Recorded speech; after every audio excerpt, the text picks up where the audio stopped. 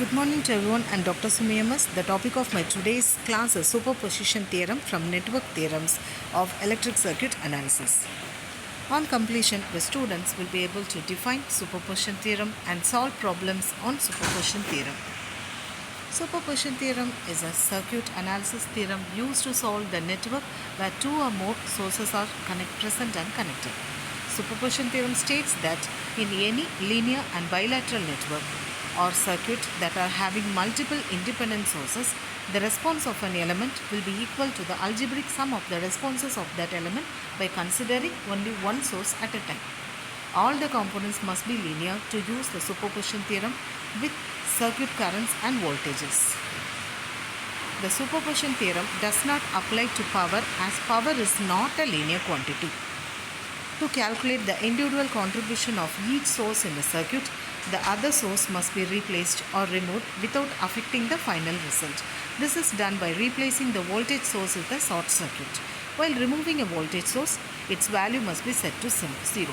Similarly, while we are removing a current source, its value must be set to infinity.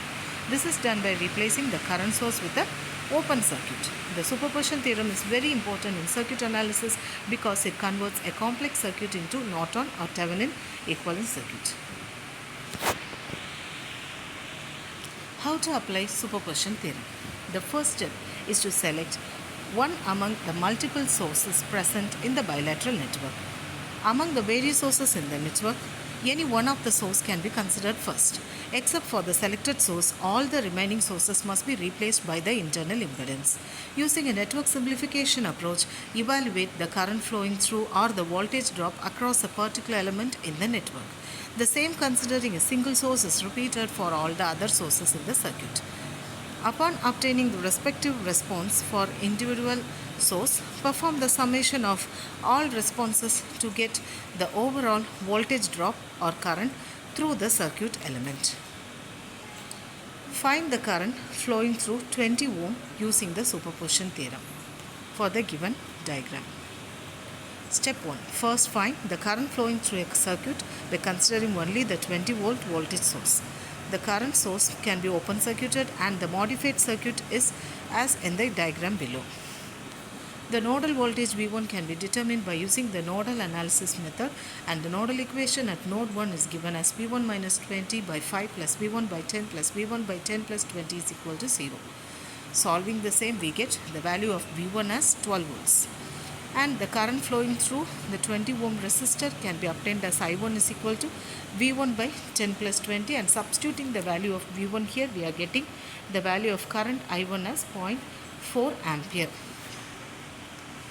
Step 3. Now let us find out the current flowing through the 20 ohm resistor considering only 4 ampere current source alone. We eliminate the 20 volt voltage source by short circuiting it. The modified circuit is given in the below diagram. In the above circuit, the resistors 5 ohm and 10 ohm are parallel to each other, and this parallel combination of resistor is in series with another resistor 10 ohm.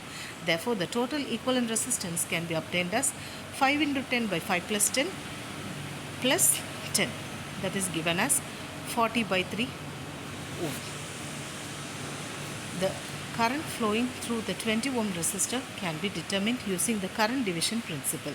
I2 is equal to Is into R1 by R1 plus R2, and substituting the values, we are getting the value of I2 as 1.6 ampere. Therefore, the current flowing through the circuit with only 4 ampere current source is 1.6 ampere. The summation of the currents I1 and I2 will give us the current flowing through the 20 ohm resistor, that is I is equal to I1 plus I2, that is 0.4 plus 1.6, it is 2 amperes. Therefore, the current flowing through the 20 ohm resistor is obtained as 2 amperes.